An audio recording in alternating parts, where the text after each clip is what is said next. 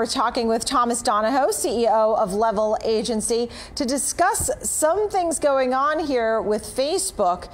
And Mark Zuckerberg's been out trying to really push free speech, free enterprise, and there's so much more that goes along with it. But what are your thoughts off the bat? Well, he would love to keep talking about free speech, but I think the recent comment he made regarding TikTok in particular is pretty absurd. And it's based on this false premise that he'd like us to believe that he really cares about free speech in the First Amendment, which is impossible since he runs a private company.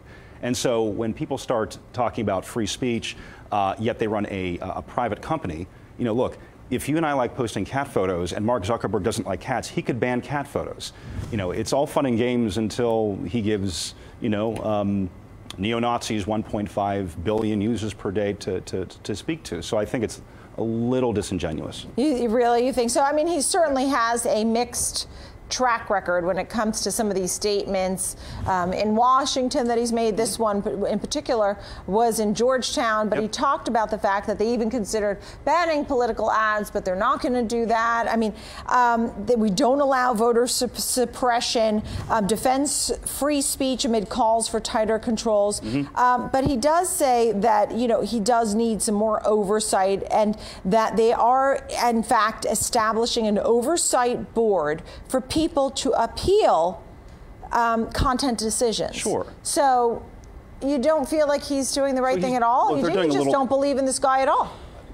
I'm a fan of Mark Zuckerberg. We're a huge fan as an agency of Facebook. They're our first or second biggest. Why do you keep saying a private company when it's a publicly traded company? It's a publicly traded company, but still, like, he controls the company at the end of the day. I see. So he makes the rules at the end of the day. Yeah. And so, you know, the First Amendment, this is about, you know, government or a public space. He runs ostensibly a marketplace, an advertising platform, a social media platform. So if he makes an edict, people would have to follow that edict. So hiding under the banner of First Amendment doesn't make any sense in this case. And it's obviously he's talking about TikTok for a very specific reason. Well, I mean, I think he was talking a lot about what's going on in China. He even said, look, this is why we don't have Facebook and Instagram and WhatsApp in China, because, you know, we don't want them censoring us. And he put that out there. The TikTok part, which is somewhat fascinating. I mean, people need to be aware that that's China's baby, right? And that they are gathering tons of data, which gets them ahead in the AI world, right? If you look at 5 years from now, China will have way more data than here in the United States of America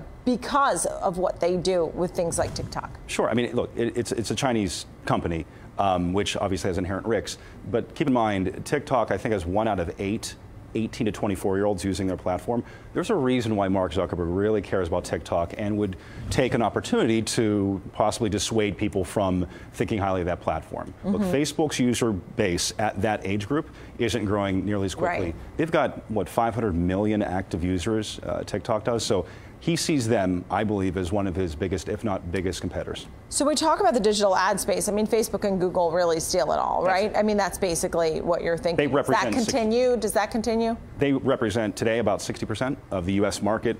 In a few years, it'll be 70%. So they are, without question, the 800-pound gorillas. Yeah. I can't get over it, really. I mean, when you think about so many different platforms, you know, you're talking about traffic, digital commerce, shoppers, the spending that they do.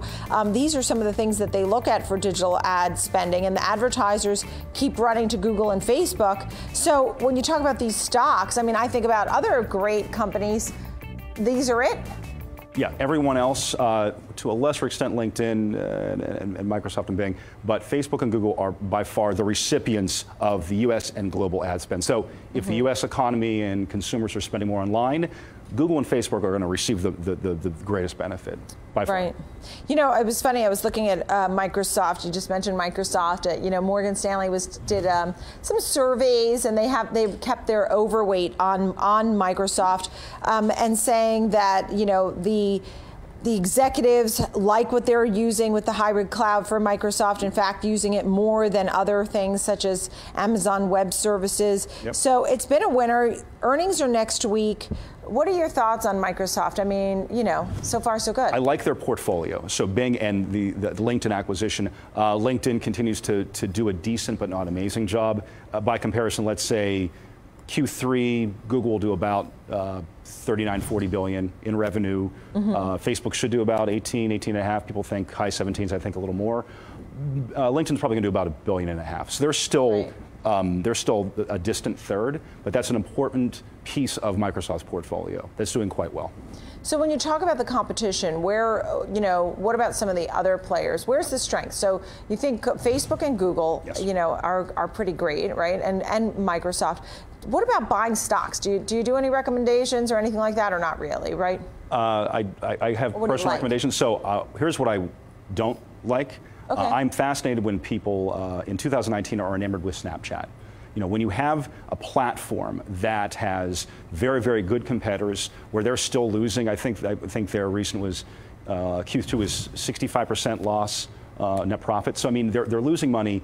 Their net new user growth is in the single digits, and then you've got the Instagrams, you've got TikToks of the world. So you've got these really fast followers, and you've got a company that low, modest user growth, and you've got it's unprofitable. So I'm very surprised when an analyst last quarter, this quarter, they're upgrading Snapchat or Snap, and that to me as an agency CEO who are the pipeline of dollars, Snapchat's for good reasons not a big part of our clients' portfolio. Right, you feel like that's more of a wild card, it sounds like.